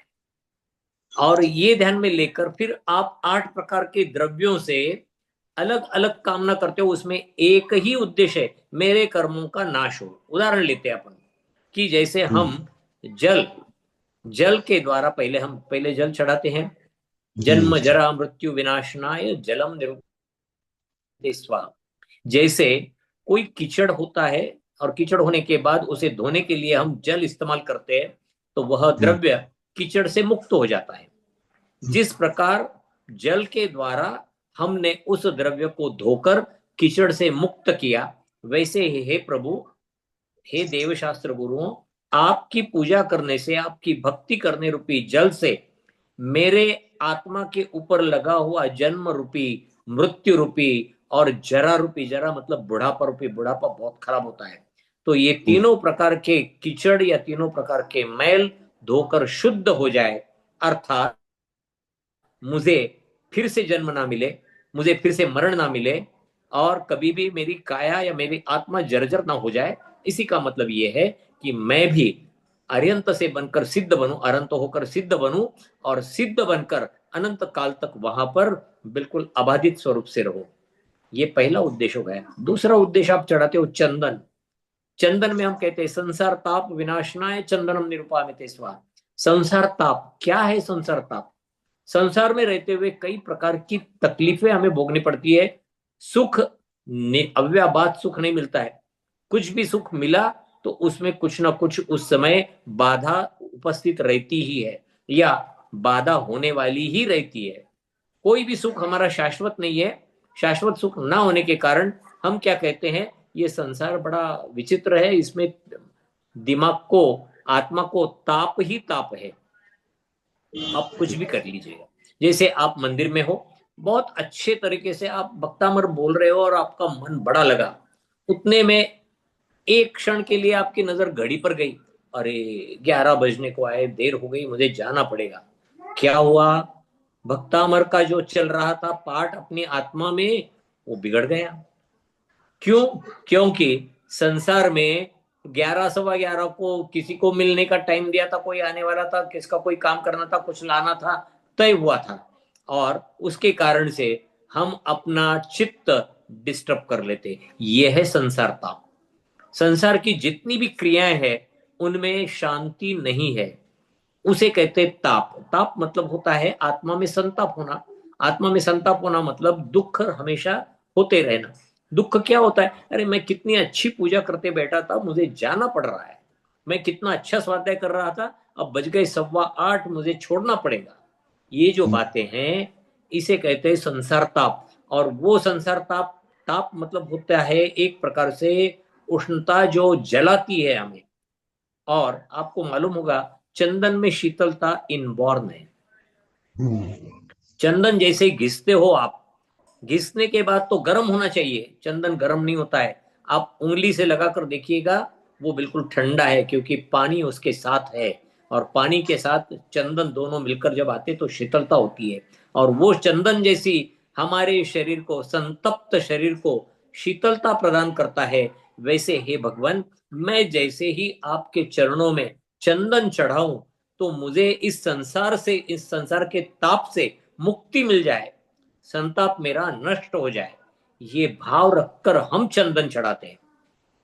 एक एक बातों का बहुत महत्वपूर्ण वर्णन है, उसकी ओर ध्यान देकर पूजा करिए। एक पूजा की कोई दिक्कत नहीं, आपके पास समय 2 करो, 3 करो, 10 करो, कोई प्रॉब्लम नहीं। जैसे हम दशलक्षण के पर्व में 5-5, 6-6 पूजा करते हैं हम लोग, क्योंकि ज्यादा कुछ हमारे पीछे जो झंझटे होते हैं उनको हम कम कर लेते पहले से ही, और फिर अपना अपना कार्य, पूजा का कार्य वगैरह, देवशास्त्र गुरु की आराधना का कार्य करते रहते हैं। ये ध्यान में रखो। संसार ताप विनाशनाय चंदनम निरुपामिते स्व। ऐसे ही बाकी के अर्घ्य है, और इन सब का मिश्रण अंतिम अर्घ्य में लिया जाता है। इसलिए जब भी भगवान के सामने हम अर्घ्य चढ़ाते हैं, नीरगंध अक्षतान पुष्पचारु लीजिए, दीप धूप श्रीफल आदि अर्घ्य तेज जीजिए, ये जो हम बोलते हैं, इसके माध्यम से फिर हम बोलते हैं पार्श्वनाथ भगवान आपको अर्घ्य हम चढ़ाते हैं। भूलिए नहीं कदा, पार्श्वनाथ भगवान नहीं भूलेंगे मोक्ष देने का, उनका तो कोई संबंध ही नहीं। हम भूले नहीं कदा, हमें नहीं भूलना है कि मोक्ष की प्राप्ति करनी है, और वो करने के लिए पार्श्वनाथ भगवान को अर्घ्य चढ़ाना जरूरी है। तो हम क्या कहते हैं, भगवान आप मत भूलना मुझे मोक्ष देने के लिए। भगवान कहाँ भूलने वाले, और वो कहां से मोक्ष देंगे आपको? नहीं नहीं, भगवान को हम नहीं भूले, और हम भगवान के द्वारा, भगवान की आराधना के द्वारा अपने कर्मों का नाश कर कर एक दिन उनके जैसे हम बन जाए, ये भावना अर्घ्य चढ़ाने में। तो इन बातों को ध्यान में रखकर, आपके पास अगर समझो समय नहीं है तो आप 8 अर्घ्य जल्दी जल्दी बोलकर भी पूजा कर सकते हो, उतना भी समय नहीं। एक अर्घ्य आपने चढ़ाया, अंतिम अर्घ्य जो रहता है हमेशा, जो कहीं पर भी दिया गया, तो जैसे जलफला आठो शुचिसार ताको अर्घ्य करो तुमको अर्पो भवतार भवतरी मोक्ष वरो 24 श्री जनचंदा आनंद कंद सहित पद जयत हरत भव पावत मोक्ष में। यहाँ पर और एक बात ध्यान में रखना, 24 तीर्थंकर मतलब हम लेते हैं वृषभनाथ जी से महावीर तक नहीं, कंजूसी मत करो। आज तक भरत, ऐरावत और विदेह क्षेत्र में जितने भी तीर्थंकर हुए हैं, उन सभी तीर्थंकरों को मैं यहां पर अर्घ्य चढ़ाता हूं। क्यों नहीं करे? जरूर करें। अनादिकाल से जितनी 24 हुई है, उन 24 तीर्थंकरों के 24 अनंत 24 तीर्थंकर भरत क्षेत्र के, अनंत 24 तीर्थंकर ऐरावत क्षेत्र के, और अनंत तीर्थंकर विदेह क्षेत्र के, क्योंकि विदेह क्षेत्र में कम से कम 20, अधिक से अधिक 160 हो सकते हैं। तो वहां से हुए जितने भी तीर्थंकर उन सभी को मैं अर्घ्य चढ़ाता हूं। अरे कंजूसी नहीं करना जी, कंजूसी क्यों करे, अर्घ्य तो वही चढ़ा रहे, द्रव्य नहीं मेरे पास, मेरी शक्ति बहुत कम है, मैं भरत चक्रवर्ती जैसा इतना इतना द्रव्य या बहुत बड़ा द्रव्य नहीं चढ़ा सकता हूं, मेरे पास लिमिटेशन है। लेकिन भगवान भावों का लिमिटेशन मेरे पास नहीं है। मैं जब भी भाव लेता हूं तो वो भाव मेरे उत्कृष्ट रहेंगे और सबसे ज्यादा प्राप्त करने के भाव रहेंगे। ऐसी पूजा करिए, बहुत आनंद आएगा। पूजा करने के लिए एक मूल उद्देश्य है, इसमें हम देवशास्त्र गुरु 24 तीर्थंकर भगवान या फिर आप कह सकते हो नव देवता, इनके गुणों का गुणगान करते हैं। ये गुणगान करने के पीछे उद्देश्य यही है, वंदे तदगुण लब्धे, भगवान आपके गुणों की प्राप्ति मुझे हो, अर्थात मैं भी आपके जैसा बन जाऊं। और ये जैन धर्म की विशेषता है कि किसी को भी खुद भगवान बनने के लिए जो उपलब्धियां दी है वो जैन दर्शन में है, अन्य किसी भी धर्म में ये व्यवस्था नहीं है।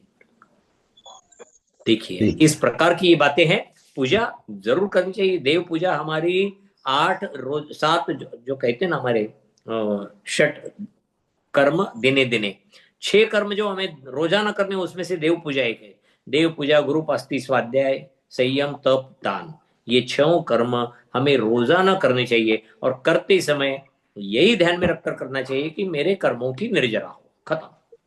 इसके आधार पर हमें करना चाहिए, बहुत आनंद आएगा जी।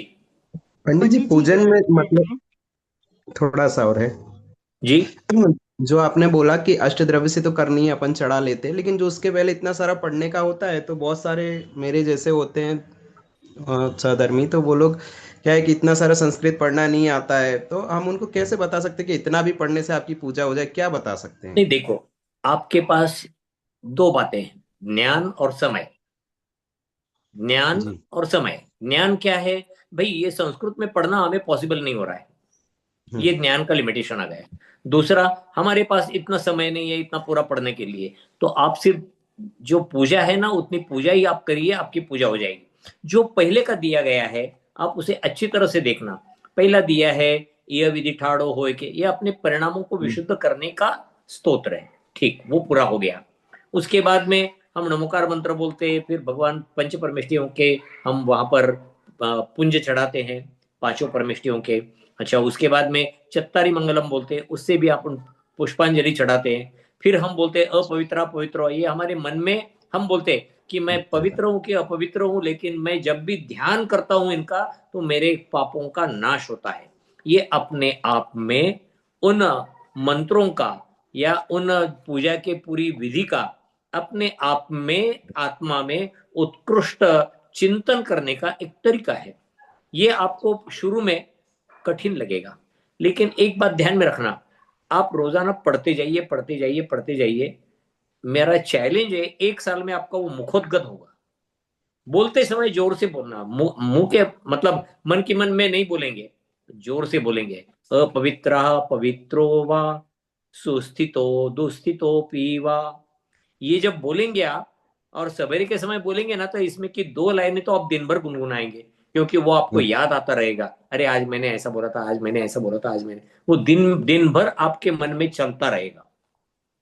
लेकिन पूजा जरूर करें, और करते समय अगर आपको शुरू में नहीं जम रहा है, कोई दिक्कत नहीं, पूजा कोई भी एक निकालिए। जैसे आपने निकाल ली देवशास्त्र गुरु की पूजा, और वो पूजा 3-4 प्रकार की, उसमें से एक छोटी पूजा ले ली आपने, और वो पूजा सिर्फ 8 द्रव्य चढ़ाकर फिर अर्घ्य चढ़ाकर जयमाला बोलकर आपने समापन कर दिया। भगवान मेरे पास समय नहीं, बुद्धि भी नहीं है, मैं यहीं पर रुकता हूं, कोई दिक्कत नहीं, कोई गलतियां नहीं है। लेकिन यही पूजा करते करते करते आप एक दिन 16 में भी आओगे, अभिषेक भी करोगे, पूजा भी शुरू से लेकर अंत तक करोगे, जाप भी दोगे, और आपको लगेगा मैं इतना करने के बाद भी मेरा कुछ ना कुछ छूट रहा है।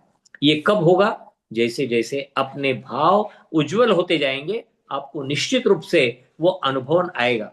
हमारी खुद की कथा है, आज अर्जव सागर जी महाराज ने हमें क्लिनिक से पकड़ कर लाया था 1990 की बात, और उन्होंने कहा था आप पूजा करते हो? मैंने कहा नहीं महाराज।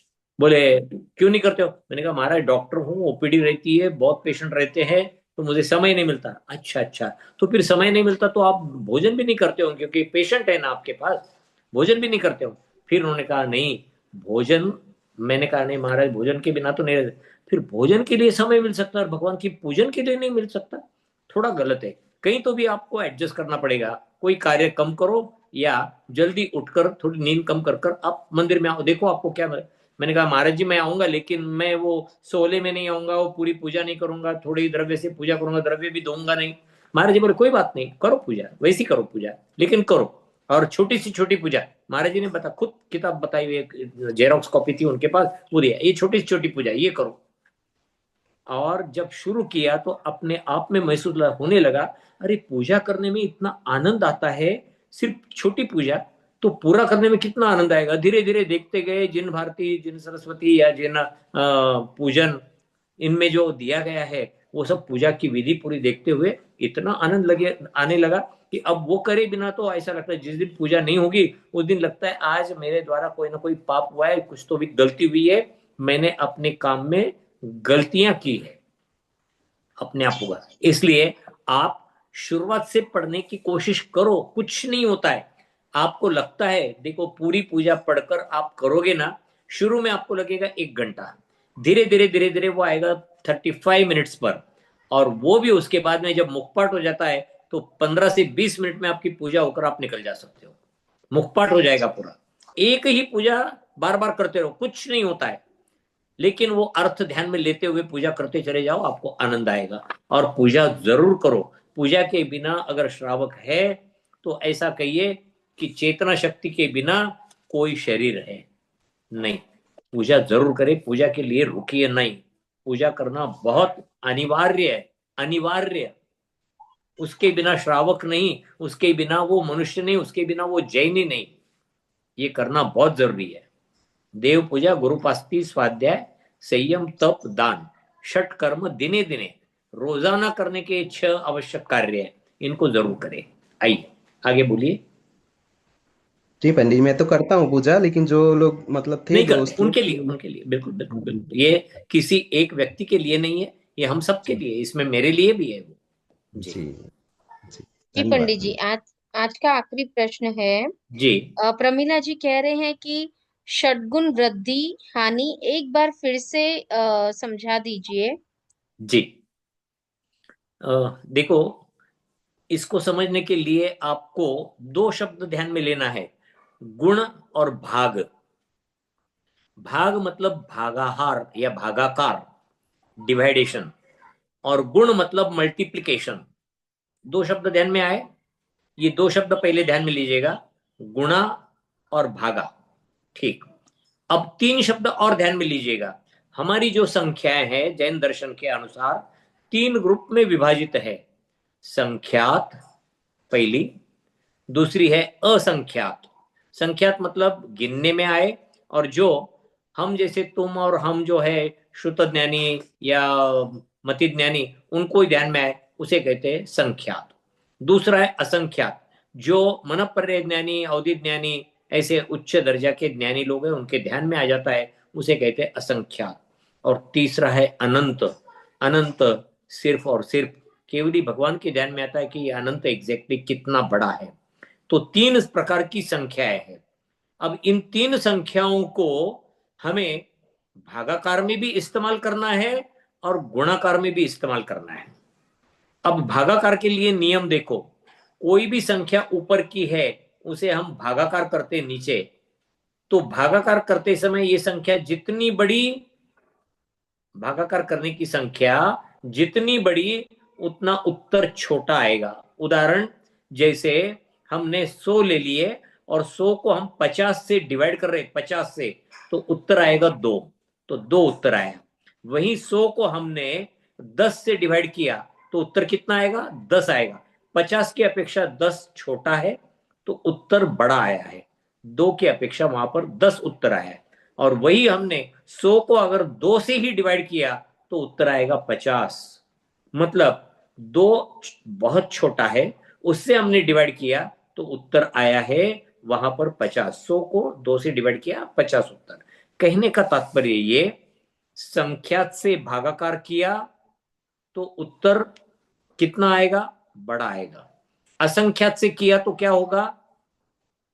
असंख्यात से किया तो उससे छोटा उत्तर आएगा, और अनंत से भागाकार किया तो बहुत छोटा आएगा। अब देखो, जो भी षटगुण हानि वृद्धि है उसमें पहले लिया जाता है भाग वृद्धि। भाग वृद्धि मतलब पहले, सबसे पहले लिया जाता है असंख्यात भाग वृद्धि। छोटी छोटी छोटी बढ़ती हुई जाएगी, वो बढ़ता हुआ जाएगा, छोटा, बिल्कुल छोटा।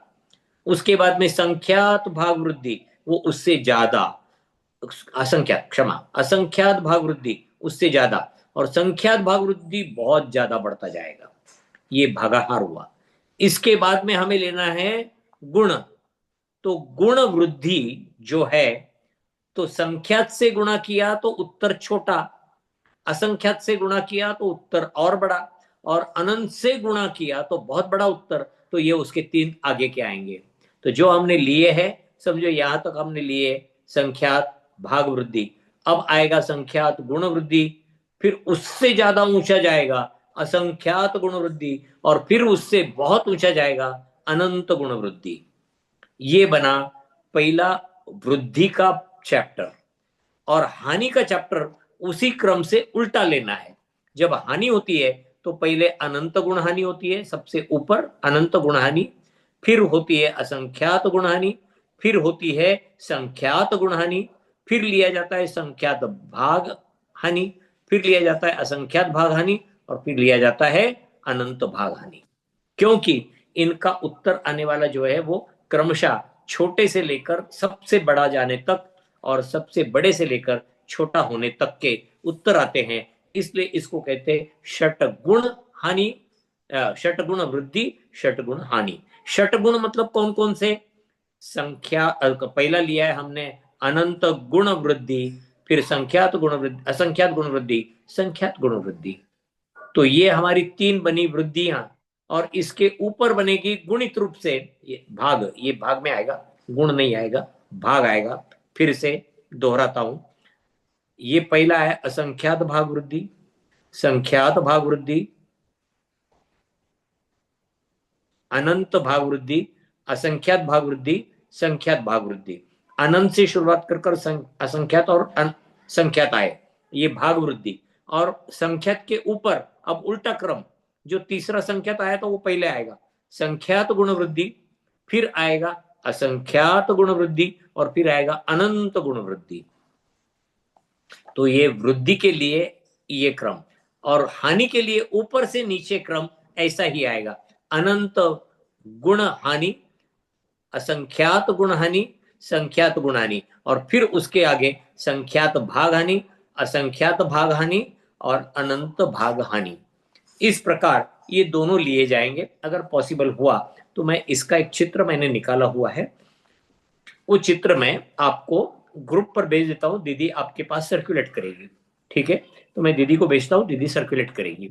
तो उसको देखकर आप, हम अगली बार फिर चाहिए तो थोड़ी चर्चा उसके बारे में कर सकते हैं, लेकिन वो चित्र देखते ही आपके ध्यान में आ जाएगा। कोई उसमें गलत, मतलब बहुत कठिन है ऐसा नहीं, लेकिन ये विषय न्याय सिद्धांत का वगैरह वगैरह विषय होने से हम उसको बहुत कम समझते हैं।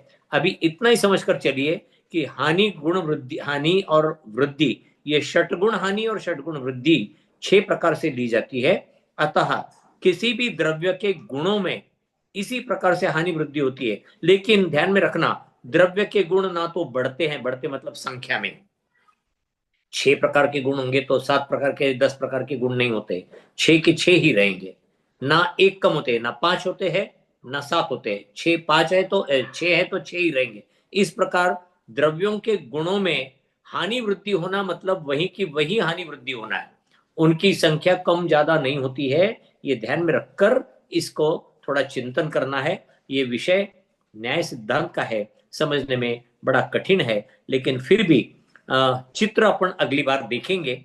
वो चित्र देखने के बाद हम ये मैंने चित्र दिया है, जो मैंने लब्धिसार नाम का ग्रंथ लिखा है, टिप्पणी, तो उसमें इसका चित्र दिया हुआ है। ये सभी चित्र मैंने आचार्य श्री विद्यासागर जी महाराज को बताए थे 110 नंबर की गाथा तक के। तब उन्होंने देखे, एक एक चित्र केयरफुली देखा था, और फिर उन्होंने कहा हाँ ठीक, जैसे एक कांडक घात होता है तो कांडक घात का भी चित्र मैंने निकाला हुआ है। और वो चित्र भी देखकर कम से कम 7-8 मिनट तक लगातार उन्होंने वो चित्र देखा और फिर उन्होंने कहा ठीक है, कोई दिक्कत नहीं। वो जब देख रहे थे मुझे बहुत डर लग रहा था कि मेरी क्या गलती हो गई, लेकिन उन्होंने जब मतलब हाँ के रूप में उन्होंने मुझे निर्देश दिया तो मुझे जरा अच्छा लगा। और मैंने पूछा भी था उनसे कि महाराज मैं ये कर रहा हूँ, ये गलत तो नहीं कर रहा हूँ, सही है? नहीं नहीं, आप सही कर रहे हो, इसे पूरा करो। मैंने कहा आचार्य जी आपके आशीर्वाद चाहिए। उन्होंने दोनों हाथ उठा के मुझे आशीर्वाद दिए। नेमावर में 2 दिन तक उनके साथ 1.5-1.5 घंटे के तक उनके साथ चर्चा करने का सौभाग्य मुझे प्राप्त मिला, जो मेरे जीवन का सबसे अत्युच्च सुख के कण या क्षण है वो, ये मैं मानता हूँ। इसलिए वो केवल जिनवाणी के अध्ययन से मिलते हैं अपने लिए, तो उसी में मैंने ये चित्र निकाला हुआ, मैं वो चित्र आपको भेज देता हूँ। दूसरी बात, आपके वहां मंदिर में अगर लब्धिसार ग्रंथ नहीं पहुंचा होगा तो आप सांगानेर संस्थान के पास मैसेज भेजकर आपके पास मंगवा सकते हो। उसकी कोई कीमत हमने रखी नहीं है, तो आप वो ग्रंथ मंगवा सकते हो। भेजने का जो खर्चा होगा वो आप दे दीजिएगा, अपने मंदिर में जरूर मंगवा लीजिएगा। तो कोई भी मुनि महाराज आएंगे तो वो भी देखेंगे और आप भी उसको जस्ट अवलोकन करना। बहुत उत्कृष्ट ग्रंथ है लब्धिसार और क्षपणासार। मैंने लिखा इसलिए नहीं, ग्रंथ का विषय ही उत्कृष्ट है, तो आप जरूर देखना। दोनों भी, लब्धिसार हो गया है, क्षपणासार अब प्रिंट करने की तैयारी है। खैर, आइए, क्या दीदी स्तुति लेनी है? जी जी जी पंडित जी, जी। मैं आपसे फिर से क्षमा याचना करता हूँ। शुरू में मैं जल्दी नहीं आया और बाद में मैंने समय की भरपाई कर दी है, मुझे क्षमा करना। सी अ, ऐसा नहीं है पंडित जी, सब लोग उल्टा बहुत ही प्रसन्न है कि उनको इतना ज्यादा आपसे समय प्राप्त हो रहा है और उतना ही उनकी शंकाओं का समाधान मिल रहा है और ज्ञान अर्जित हो रहा है। तो हम सबकी तरफ से आपका खूब खूब धन्यवाद इतना समय देने के लिए, मे, इतने व्यस्त जीवन मेरा में भी। नहीं, जिनवाणी का धन्यवाद करो। हमें जिनवाणी से मिल रहा है, मुझसे नहीं मिल रहा है। तो हम जिनवाणी को बहुत बहुत धन्यवाद करते हैं कि जी हमारे नसीब में है कि इस पंचम काल में जिनवाणी हमें उतनी तो मिल रही है जितनी हमारे लिए सफिशिएंट है मोक्ष प्राप्ति के लिए। तो ये निश्चित रूप से हमारे लिए बहुत अद्वितीय समय है जिसमें हम जिनवाणी की चर्चा करते हैं। और आइए। सभी आपकी बहुत राह देखते हैं कि बस पंडित जी आ जाएं, आज क्या नया ज्ञानवर्धक हम सीखेंगे, क्या जी ज्ञान जिनवाणी जी का क्या ज्ञान हम अर्जित करके अपने साथ लेके जाएंगे। और जी उसमें से इतना पाठ करते हैं सब लोग कि हर बार नए प्रश्न, नए शंकाओं और उमंगों के साथ नया सीखने के लिए सभी उत्सुक रहते हैं। इसके लिए भी जी, आपका खूब खूब धन्यवाद। सभी से धन्यवाद कि आपके कारण शुभोपयोग में समय बीतता है। आप सभी को बहुत बहुत धन्यवाद। आइए जिनवाणी स्तुति करते हैं। जावाणी के ज्ञान से सूझे लोकालोक, सो वाणी मस्तक नमो सदा देत हूँ धोख। हे जिनवाणी भारती, तो ही जपो दिन रैन, जो तेरे शरण आ गए सो पावे सुख चैन। सभी से जय जिनेन्द्र। जैसे ही मीटिंग से छूटोगे कायोत्सर्ग करना है और कायोत्सर्ग करके ही अपनी जगह छोड़े। सभी से जय जिनेन्द्र। उत्तम क्षमा, सबको क्षमा, उत्तम क्षमा।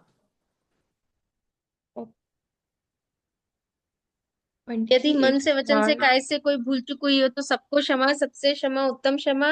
अगली बार हम प्रस्तुत होंगे अपनी शिशुशाला के चैप्टर नंबर 4 के साथ, समझना और अपनाना। तब तक के लिए सबसे जय जिनेन्द्र। जय जिनेन्द्र, जय जिनेन्द्र। राशि